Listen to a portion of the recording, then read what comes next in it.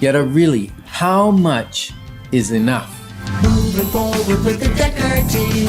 Moving forward together with the Decker team. We're thrilled, really, that we've been able to create for you free access to over 503 episodes of Life's Inside Track, where we share insider tips, not just on real estate, actually on life too, on how to build wealth, on how to make really good use of the finances that come into your home, how to have fun, how to build your faith, and even how to strengthen, heal, and flourish in relationships. So really, it's been like decades through radio. Like, is it not true? It's like half a century, decades. And you can get access to the show.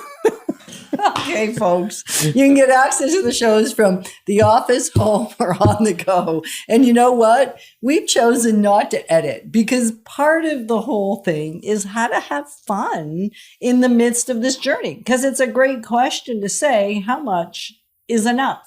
Yeah. So how many bloopers and mess ups is enough before you cut and stop the episode? I don't think you should, because it's real life. Real life, real live, right here, now. Right. So let's how really much get is into enough? our topic. How much money? Because we decided That's what we're talking about. That really is what we're talking about. How much money month? How much money is enough before you retire? Or before you just give it all away? That could be the other option. Like if you, as we talked about, when you have a passion, you want to pass yourself and what you have to give to the world on. And really often it's about movement making, or that's what ends up happening. Mm-hmm. Movement maker momentum. Yeah, but sometimes people are afraid to give money away because of the uncertainty of the future. Right? Mm-hmm.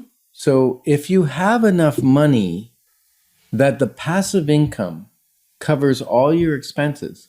Now, your expenses can be huge, or you can live a little more minimal life and your expenses are lower. Well, I wouldn't call it a minimal life. No, minimal. I might call it... Okay, stuff. Minimal with stuff. Right, because I often think the simpler your life is, the greater your life is. Yes, the greater potential your life may have. Yes, exactly. Yes. So let's be clear. We don't want to confuse you because if you've been listening any length of time to any of these episodes on Life's Inside Track, that we can get confusing. Huh?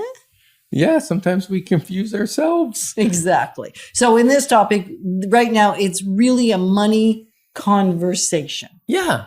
Like how much money is enough? When can I retire? And maybe some people, they just want to retire and they don't care about the other stuff. It's okay. It's what they're called to, if that's what they feel. And if you want to give a bunch of money away, what you want to do is make sure that you're secure and then keep earning and give that away. Right. Do you know what I mean? I do know what you mean. So you want to take a look at what's important to you. Mm-hmm. Like what really matters to you? What's the legacy that you want to leave? What's the impact that you want to make in the world? And look at the bigger picture to help you define for yourself what is enough and what's too much and how much of it do I give away? I mean, we do know people that live on 10% and give away 90. It doesn't have to be keep 90, give away 10. Yes, there was a lovely pastor that wrote a book. Yeah. And the income was just crazy off of it. And he's a reverse tither. He kept his lifestyle, even though he runs a mega church, has a very high income, kept his lifestyle very simple. Mm-hmm. And so now they live on 10% and give away 90%. Exactly. That's pretty cool. That's very cool. So really, it's just a matter of deciding for yourself. You may need to spend some significant time in prayer, some time, as we call it, in our tranquility room, so we can actually hear what's in our heart, what's being dropped into our spirit, and make a decision based on what's right for us in terms of how much is enough and what do we want to do with what we have, rather than think the reason we thought we should retire at 45 is that was what other people doing similar things to what we were doing, that was their plan. So we thought we should follow their plan. Well, it For was like, us. the insurance company came out, what's your 55 plan instead of Right. 65 plan, right? Right. And then what's your 45 plan? We thought, well, we'll even better that. But now it's like, what's my 85 plan? Yeah, or 95. Or maybe 95. We'll see. We'll see. As soon as I'm losing it and I'm not value to people, then I'm going to retire. Oh, sometimes, honey, you are losing it. But I'm still valuable to people. Yes, you are. Yes, you are.